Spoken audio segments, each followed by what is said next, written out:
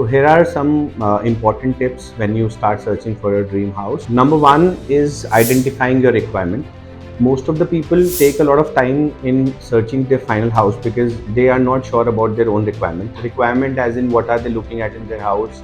Are they living in a community? What kind of a community they're looking at? What is the budget they're looking at? So I think these are very important bullet points which everyone needs to identify before starting their home identifying journey. Number two, which is again a very important parameter, is fixing the budget of their final house.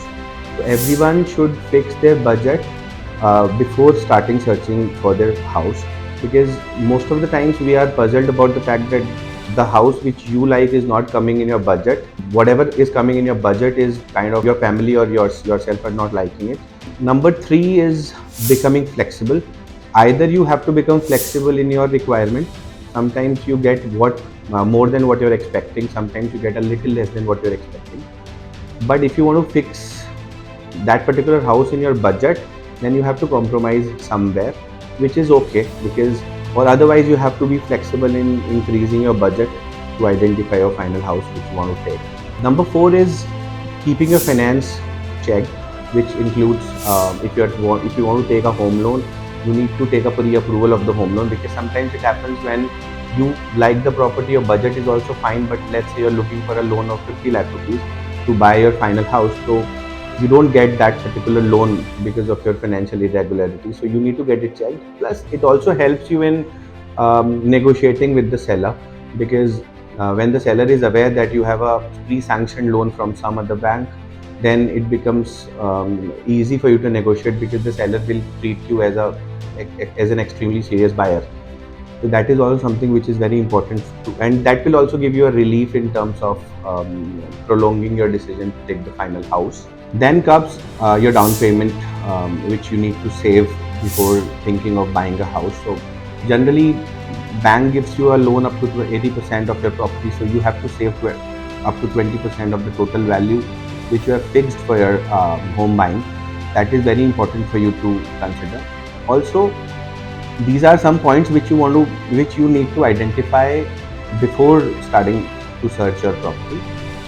But once you basically identify the final property, these are some things which you need to consider. After you finalize a particular property is the commute from your workplace. So you need to understand what is the kind of distance you have with that property from your workplace. After identifying your final property, there are a few things which you need to consider before taking the final call. Number one is the reputation of the developer with whom you are basically entering into an agreement. You need to take a call on the reputation of the developer. Number second is you need to get the quality check from some expert where you understand the quality of the property which you have identified. Number three is what kind of location you're basically buying into. Is this location suits your long-term goals? Sometimes you buy a property intuitively, but maybe you are planning to shift to some other city, then it becomes a burden on you. So you need to check that if you're buying a property, does that suit your long-term goal? Number four is your requirement of the family and the kind of growth you're looking at. Sometimes people try to squeeze in the property in their budget, which they have pre-identified, but maybe their short-term growth allows them to buy a better or maybe more lavish property. Sometimes you squeeze in yourself into maybe a inferior property according to your profile, but then later on, once you take it, you realize that I should have bought a better property or maybe a larger property. So you need to be a little conscious and cautious about finally buying what you are actually looking at. Number fifth and the last, which is also very important, is what matters to you, your family or maybe your commute. Sometimes people keep aside their family's requirement, because today in today's world, lifestyle and security matters. So I think you have to understand, or you have to make your family understand that what matters more, lifestyle and security around and with for your family, or maybe the commute issues. So I think that is also very important, that your family needs are considered before finally buying that property, and what all is available in the neighborhood.